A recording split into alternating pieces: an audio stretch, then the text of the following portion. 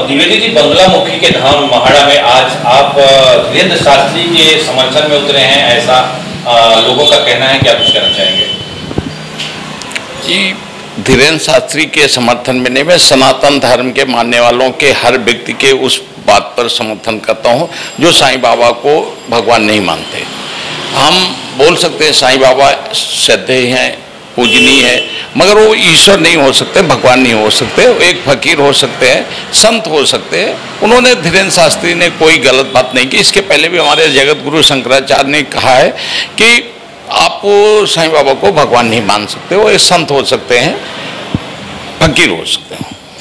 हिंदू धर्म को लेकर के, सनातन को लेकर के आए दिन कुछ न कुछ विवाद या कुछ न कुछ स्थितियाँ लगातार बनी रहती हैं, तो क्या कहना चाहेंगे? ये हमारी गलती नहीं है, हमारे पूर्वजों की गलती और हमारे कुछ संतों की गलती है कि वो सही तरीके से सनातन धर्म का प्रचार प्रसार नहीं कर पाए, और जिस कारण से लोग भ्रमित हैं और किसी को भी भगवान मानने के लिए बाध्य हो जाते हैं। ये मेरा ऐसा मानना है कि सनातन धर्म में कुछ तो कमियां थी जिसकी वजह से हमारे जो समाज के लोग हैं भ्रमित हैं और वो इधर उधर भटक गए। शास्त्री जी का विरोध भी हो रहा है महाराष्ट्र की धरती पे, तो क्या कहना चाहेंगे उसके लिए आप? देखिए, ये प्रगति का नियम है, जब आप किसी के बारे में कुछ बोलेंगे तो विरोधाभास होता ही है, क्योंकि हो सकता है साईं बाबा को कुछ भगवान मानने वाले लोगों को बात बुरी लगी हो। अपने बारे में क्या कहना चाहेंगे? लग्जरी लाइफ आपकी है, बिल्कुल एकदम पीताम्बर धारण किए हुए, भगवा धारण किए हुए, इसके पीछे का रहस्य क्या है, क्या कहना चाहेंगे?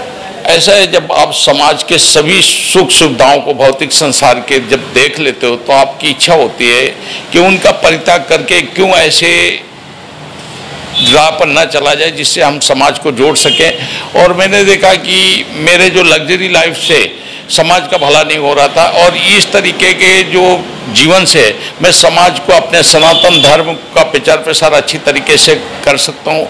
तो इसलिए मुझे एक अलग राह चुनना पड़ा, और आज मैं खुश हूँ कि मुझे इस वेशभूषा में शांति मिल रही है और काफ़ी लोग मुझसे जुड़ रहे हैं। और देश में मैं किस तरीके से सनातन धर्म का सही तरीके से प्रचार प्रसार कर सकूं, सभी लोग जो जाति, धर्म, राज व्यवस्था पे भ्रमित हैं, उनको किस तरीके से सनातन धर्म के एक बंधन पे बांध सकूं, उस कर्तव्य को निर्वहन करने के लिए मैंने अपने सभी सुख साधनों का परित्याग करना उचित समझा। ये सब जो बंगलामुखी धाम आपने बनाया है, मंदिर का निर्माण करवाया है, इसके बारे में क्या कहना चाहेंगे? क्या कुछ है ये, और क्या कुछ आगे की रणनीति है, क्या तैयारियाँ? नहीं, ये माता जी के धाम में कोई नीति और राजनीति नहीं है।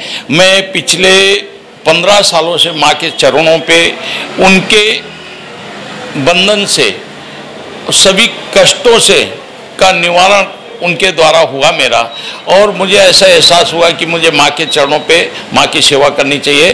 और एक पिछले साल यज्ञ हो रहा था, हमारे धर्म गुरु हैं हमारे संगठन के धर्मदास शास्त्री जी, तो उधर मुझे ऐसा ही एहसास हुआ कि मैं क्यों ना संकल्प करूं कि माँ का धाम अपने निवासी स्थान पे बनाऊं, और उस इच्छा को पूरी करने के लिए मैंने माँ का निवासी स्थान यहाँ पे बनाया। एक्चुअली ये बंगला लिया था मैंने कुछ प्रॉफिट कमाने के लिए, क्योंकि ये जर्जर परिस्थिति पे था। तो मेरा ऐसा विचार था कि इस बंगले को मैं थोड़ा सा रिपेयरिंग करके और इसमें थोड़ा इन्वेस्टमेंट करके इसको अच्छे रेट में बेच दूँ। मगर समस्या हो रही थी कि यहाँ पे एक पीपल का पेड़ है, उस पीपल के पेड़ को हमारे जो पूर्वज थे वो मानते थे, पूजा करते थे।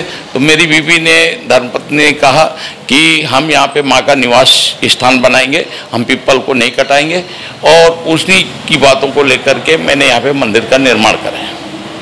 पिछले साल नवरात्रि में जब धर्मदास शास्त्री का कार्यक्रम हो रहा था, मैं भी था, मैंने आपका इंटरव्यू किया था जी। उसमें आपने ऐलान किया था तो लोगों को मजाक ही लगा था कि कोई अपने बंगले में कोई मंदिर बनवा सकता है। क्या है, हमारे जो सनातन धर्म में हम कुछ भी काम करने जाते हैं तो हमारे लोगों उसको मजाक ही समझते हैं। हो सकता है कुछ लोग मेरे इन वस्त्रों का भी लेकर के मजाक करें, मगर हमें उनके मजाक की परवाह न करते हुए अपने कर्म और कर्तव्य को करते रहना चाहिए। हम अगर किसी की बातों को देख करके कोई कार्य करेंगे तो हम कभी सफल नहीं होंगे। अगर हमें सफलता प्राप्त करनी है किसी भी कार्य में, तो हमें आंख बंद करके अपने लक्ष्य की प्राप्ति के लिए अर्जुन के तरीके से अटल रहना चाहिए। विरोधियों को क्या कहना चाहेंगे? कहीं ना कहीं विरोधी भी आपके सक्रिय होंगे और किसी न किसी बात को लेकर के, चूंकि जब भी कोई विकास करता है तो उसके विरोध में दो लोग जरूर खड़े होते हैं। देखिए, जब तक विरोध नहीं होगा तब तक आपके का विकास नहीं होगा। विकास में विरोध जरूरी है।